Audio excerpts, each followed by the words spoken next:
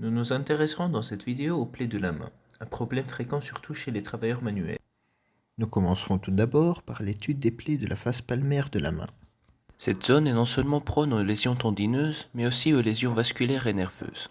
C'est pour cela que devant toute plaie à ce niveau, il faut vérifier le temps de recoloration du doigt et la sensibilité au niveau des territoires radial, ulnaire et médian. En ce qui concerne les lésions tendineuses, la main a été divisée en 5 régions, numérotées de 1 à 5. Une plaie dans la zone numéro 1 ne peut atteindre que le tendon du fléchisseur profond des doigts. Pour le tester, on bloque l'articulation interphalangienne proximale en extension et on demande au patient de fléchir sa dernière phalange. La zone 2, aussi appelée le No Man's Land de Verdun, est une zone délicate dans laquelle il y a un haut risque d'adhérence cicatricielle. À partir de cette zone, il y a un risque de lésion de tout le système fléchisseur, formé du fléchisseur profond ainsi que superficiel des doigts. Pour tester le fléchisseur superficiel, on bloque les autres doigts et on demande au patient de fléchir les doigts un par un. La zone 3 correspond à la paume de la main. Il persiste un grand risque de lésion vasculaire sous la forme de plaies de l'arcade vasculaire palmaire superficielle. La zone 4 correspond à la zone du tunnel carpien, où le risque de lésion du nerf médian reste très important.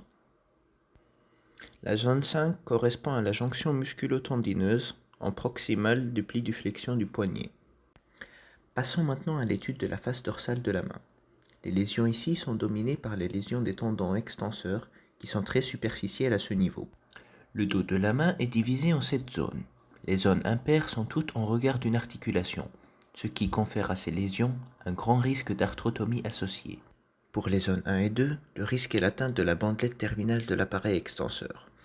Les plaies des zones 3 et 4 risquent de léser la bandelette médiane.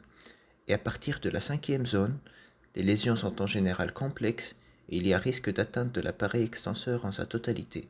Pour tester l'extenseur commun des doigts, le patient met sa main à plat sur la table et on lui demande de lever les doigts un par un. Pour tester les extenseurs propres de l'index et de l'auriculaire, on demande au patient de faire la corne. Pour conclure, il faut retenir que toute plaie de la main doit être explorée chirurgicalement. Toute plaie palmaire est à risque de lésion vasculaire et nerveuse. Il est primordial de vérifier la vaccination antitétanique, surtout dans les plaies profondes. Merci pour votre attention.